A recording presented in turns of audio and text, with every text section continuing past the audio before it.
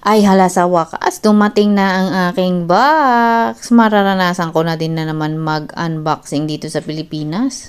Nang sarili ko ding padalang box, diba? Ayan na nga, check na nga natin kung kompletos pa ang ating inimpake.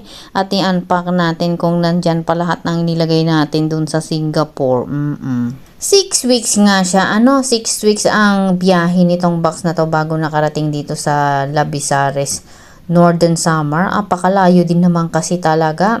So bago nga kami umuwi dito sa Pilipinas, ay kinulit na nga namin ng kinulit sila na sana naman ay makarating din yung box namin on time, or di kaya habang nandun kami sa Pilipinas, hindi yung nakabalik na kami ng Singapore ay hindi pa dumarating ang aming box. Pero actually one time na experience namin yung ganun, nakabalik na kami lahat yung box namin, hindi talaga siya dumating. Very very sad. Pero this time okay naman, bumawi naman, bawing-bawi naman sila. Diba? Ayan na nga, nangangalahati pa lang ako, pero actually ako medyo pagod na. Ang hirap mag-vlog.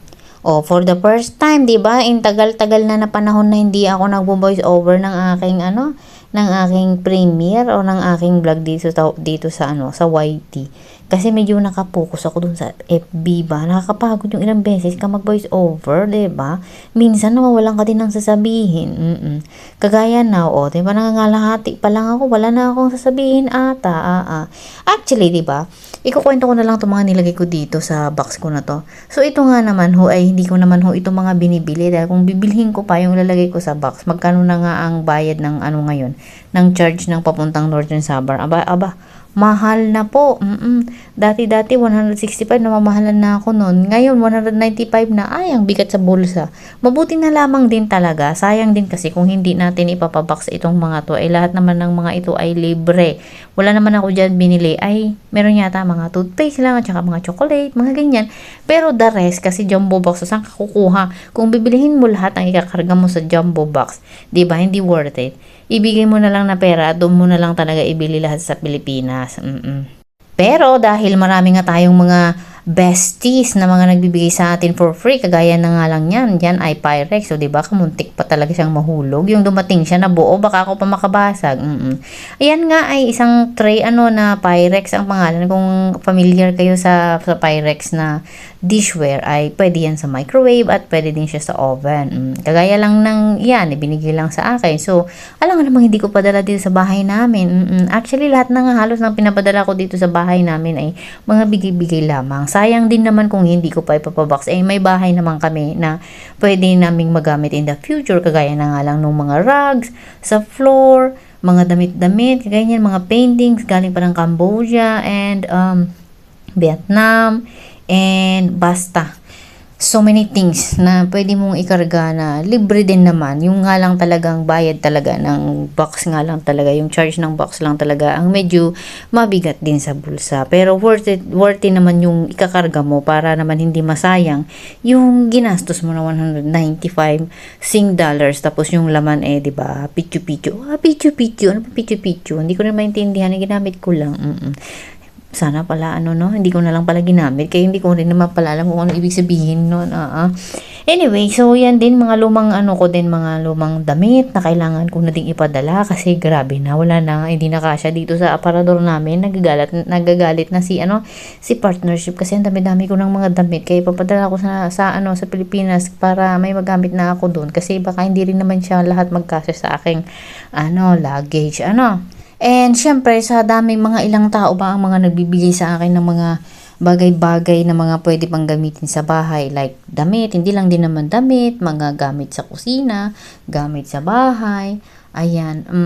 So, actually, meron nga kaming very close friend na umuwi na sa kanilang bansa. So, ang dami-dami niyang mga binigay na mga gamit-gamit sa bahay na pwede pang gamitin at pwede ding ipamigay kung ayaw mo, diba?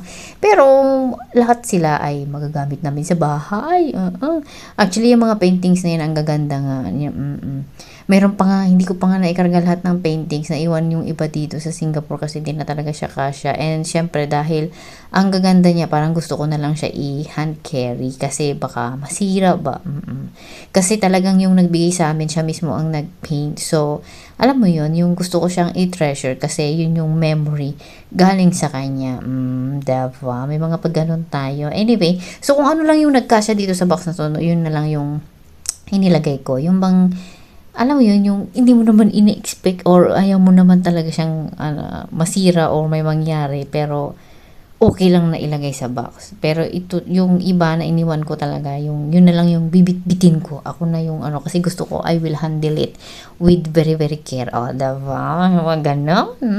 Hala, hindi pa ako nakakalahati yata dito sa voice over ko. At ang aking pag-unbox ay medyo natagalan. Ano, akala ko ba ay na-pass forward ko na ito? Bakit parang ang tagal-tagal ko yata mag-unpack? Ano, ang dami-dami kong daldal pero yung galaw ko parang medyo mapagal. Ay, nako. Alam niyo din ba kasi minsan marami din talagang mga meron kami mga napupulot-pulot kasi madami silang mga tinatapon sa recycle area. Kung kaya ko lang talaga ikarga lahat sa box, naku, ipapauwi ko talaga lahat sa Pilipinas. Ang gagara ng mga mga muebles, especially mga upu-upuan ba. Kung magkasya lang talaga sila lahat, kaso sa isang box, isang isang upuan, 'di ba? Parang nakakaano naman. Pero pag mayroon talaga akong gustong gusto, ay nako, wala akong pakialam. Kahit isang box lang yan, bahala na 195. Calculate. Ay, at isa na rin talaga sa mga nakaugalian na nating mga OFW, no, yung mga magpabox talaga. Hindi po pwedeng hindi tayo nagpapabox. Lalo pat kung marami naman talagang ibinibigay lang din o di kaya napupulot. Ay, ako hindi ko kinakahiram yung mga napupulot ako. Actually, di ba, mapapasaya mo nga talaga naman yung pamilya mo or yung mga taong nabibigyan mo ng mga or napapadalhan mo ng balikbayan box. O ako ang nagpadala nito, ako ang nag-unbox, 'di ba? Iba yung pakiramdam, iba yung saya.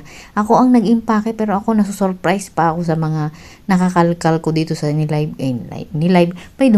may nag-appear kasi na live na notification, ni-live tuloy ang sinasabi ko.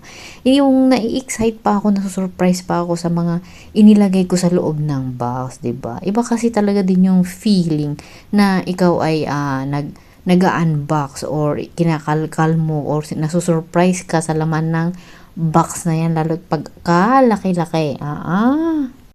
Ever since talaga na naging OFW ako, parang nakasanayan ko na talaga na once in a while talaga. Actually, once in a while noong wala pa akong maikarga. Pero ngayon nga dahil ang dami-daming mga binibigay at napupuno yung imbakan sa basement, talagang at least once or twice a year kami nagpapadala. Hindi naman po ito sa pagmamayabang. Hindi naman po ito pangyabang. Ito ay pang-inspire. Na wag sayangin yung mga bagay-bagay na pwede pang mapakinabangan dito sa Pilipinas. O di kaya pwedeng ipamigay. Honestly, meron nga po akong binigyan na isang kaibigan through Facebook na isa nating masugid na taga-share. Pinadalahan ko siya nga ng small na box at ibinigay ko yung mga laruan at mga damit pambata para sa kanyang anak.